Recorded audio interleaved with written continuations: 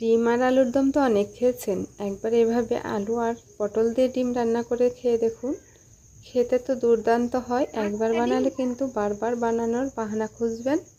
তো ডিম আলু রান্না করার জন্য প্রথমে আমি একটা কড়াইয়ে নিয়েছি ডিমগুলো। এবার দিয়ে দিচ্ছি জল, ডুবো জলে ডিমটা সিদ্ধ করতে হবে। দিয়ে দিচ্ছি লবণ 1 চামচা। এবার আমি সিদ্ধ বসিয়ে দিচ্ছি, ডিমগুলো সিদ্ধ করে নেব। ডিমগুলো সেদ্ধ হয়ে গেছে, আবার ওই কড়াই সরিষার তেল দিয়ে দিলাম, একটু করে লবণ, হলুদ আর লঙ্কার গুঁড়ো দিয়ে এবার ডিমগুলোকে ভেজে নেব।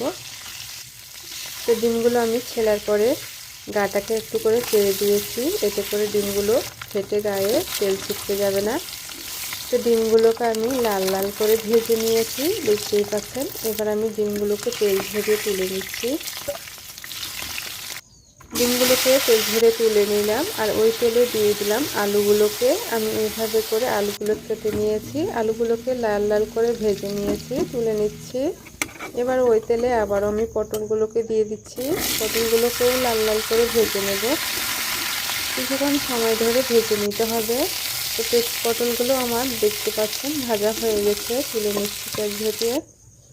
এবার আর একটা কড়াই চাপিয়ে সরষের তেল দিয়ে কালো জিরে ফোড়ন, দুটো তেজপাতা, একটা পেঁয়াজ কুচি দিয়ে স্বাদ মতো লবণ দিয়ে হলুদ, লঙ্কার গুঁড়ো, ধনে গুঁড়ো দিয়ে খুব ভালো করে পেঁয়াজটিকে একটু কষিয়ে তারপরে দিয়ে দিচ্ছি আদা বাটা, জিরে বাটা আর দিয়ে দিচ্ছি পেঁয়াজ বাটা, রসুন বাটা।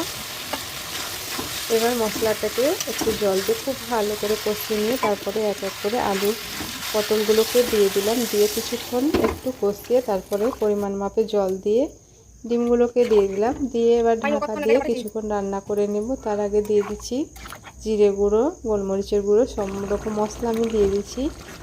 জাস্ট 10 মিনিট ফুটালেই রান্নাটা হয়ে যাবে। তো আমার রান্নাটা হয়ে গেছে, একটা পাত্রে আমি ঢেলে নিলাম। আর এই যে দেখুন বন্ধুরা, কি সুন্দর একটা কালার এসছে, দেখতে তো দুর্দান্ত লাগছে, খেতেও কিন্তু খুবই সুস্বাদু হয়েছিল। একবার হলেও ট্রাই করবেন। এতক্ষণ সঙ্গে থাকার জন্য অসংখ্য ধন্যবাদ।